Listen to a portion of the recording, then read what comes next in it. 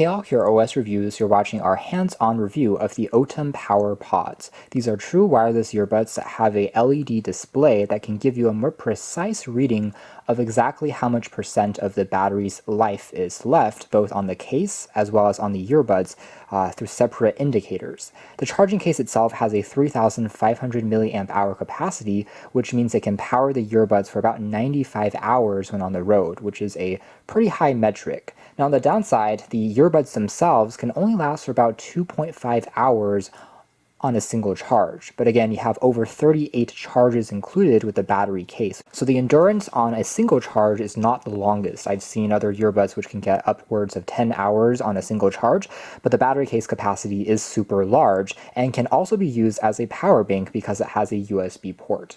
Otherwise, inside we have a pretty decent presentation, including a quick manual on the top that tells you how to set it up and use it. We also have below it the battery case, in addition to 2 spare sizes of silicone tips and a vacuum-tight seal. Now, one area where they compromise, because again, these are still only $40 at the end of the day, is it's using a slightly older micro USB port for charging as opposed to USB Type-C. It may be also worth mentioning that the battery case itself here does not have a wireless Qi receiver like the Apple AirPods and some of the other pairs of TWS earbuds that we've seen recently. So you can't just put it onto a Qi wireless charging mat to top of the battery case. You still have to plug it in using the cable to charge it. Taking a closer look at the design of the battery case, it has an interesting angular shape. The top lid is semi-transparent, allowing you to kind of peek inside and see the earbuds.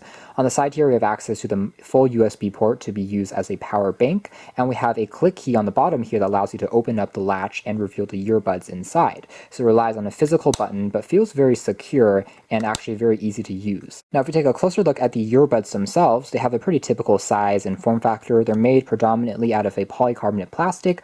They have a IEM or in-ear monitor shape to them, and they're very lightweight. We just have a metal accent on the front here, which is capacitive that you can tap on to play and pause your music and to answer reject phone calls, as well as skip tracks. Now, you aren't able to adjust the volume up or down using these earbuds directly. You still have to rely on your phone's volume rockers, but overall, it's still pretty easy to navigate around your music. Pop it into the charging mechanism here. It's magnetic and will just snap in like so. You can see it begins charging automatically, and again, the transparent door allows you to still see the display even when the case is closed up, which is a pretty nice touch. And you can quickly glance to see the status of the left and the right earbuds, as well as how much juice specifically is left in the battery case. The overall casing isn't too bad in terms of the size, even though it's going to be a little bit larger than, say, the Apple AirPods, as we can see here through a quick size comparison. Moving into audio quality and performance, overall the PowerPods I would say are above average.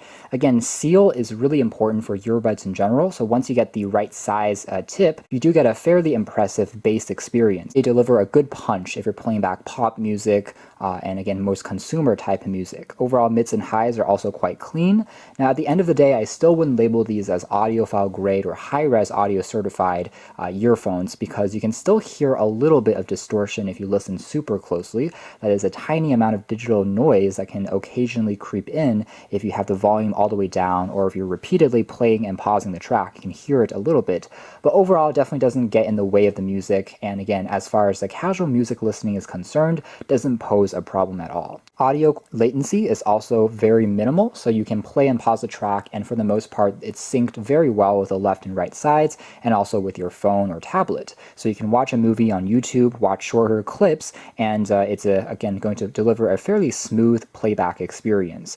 So that's more or less it as far as our hands-on review of the Otium PowerPods. These are true wireless earbuds for $40, which are still really affordable, but at the same time deliver a pretty unique battery case design that I haven't seen before, including a built-in LED display, which makes reading back the battery percentage a lot more sensitive and reliable, and also allows it to be used as a power bank, and you can see how much juice is left. The 3,500 milliamp hour pack is one of the largest I've seen out of any pair of TWS earbuds, so all in all, a pretty interesting design with solid audio quality at an affordable price. It doesn't have some of the kind of smarter features like active noise canceling or perhaps wireless charging for the battery case itself, but it does provide some new features which I haven't seen before and find to be pretty interesting to look at. So you can check out more details if interested if you want a more precise way of knowing exactly how much juice is left in the earbuds at all times. These have been the Otium PowerPods.